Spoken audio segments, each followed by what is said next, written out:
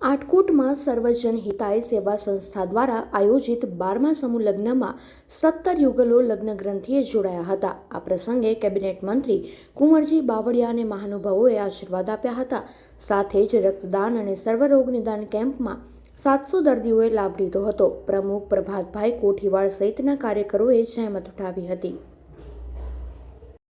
શ્રી સર્વજન હિતાય સેવા સંસ્થાન દ્વારા આજરોજ 12મા સમૂહ લગ્નોત્સવનું ભવ્ય અને દિવ્ય રીતે આયોજન થયું।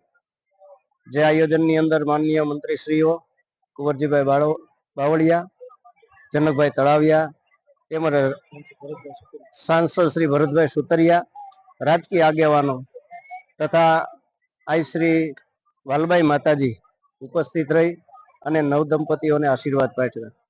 આ તબક્કે ટ્રસ્ટી શ્રી પ્રભાતભાઈ કોઠીવાડ, ડોક્ટર પીયુ નરોડિયા સાહેબ, બિપિનભાઈ પંચોલી તેમજ કાવઠિયા ભાઈ સહિત વિરેનભાઈ કાવઠિયા અને એમની ટીમે જે જહેમત ઉઠાવી અને આ લગ્નોત્સવને ખૂબ સરસ રીતે સુસંપન્ન કર્યો છે।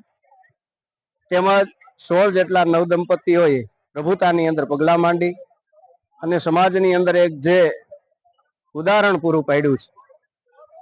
આ સંસ્થા દ્વારા આ 12મો સમૂહ લગ્નોત્સવ છે અને આ સંસ્થા ખૂબ સારી રીતે આવા સામાજિક, સેવાકીય, ધાર્મિક કાર્યક્રમનું આયોજન કરી જસદણ અને બાબરા વિસ્તારની જનતા માટે ખૂબ સેવાકીય કાર્ય કરે છે। તેમજ આ સંસ્થા કાયમને માટે મધ્યમ વર્ગને ઉપયોગી થાય એવા સેવાકીય સંસ્થા આજે કાર્ય કરે છે। આજે ટ્રસ્ટના સ્વર્ગસ્થ ચેતનભાઈ પંચોલીના શ્રદ્ધાંજલિ રૂપે સર્વરોગ નિદાન કેમ્પ, બ્લડ ડોનેશન કેમ્પ અને નેત્ર યજ્ઞનું આયોજન કરી અને આ ટ્રસ્ટના ટ્રસ્ટી સ્વર્ગસ્થ શ્રી ચેતનભાઈ પંચોલીને એક સાચી શ્રદ્ધાંજલિ અર્પણ કરી છે।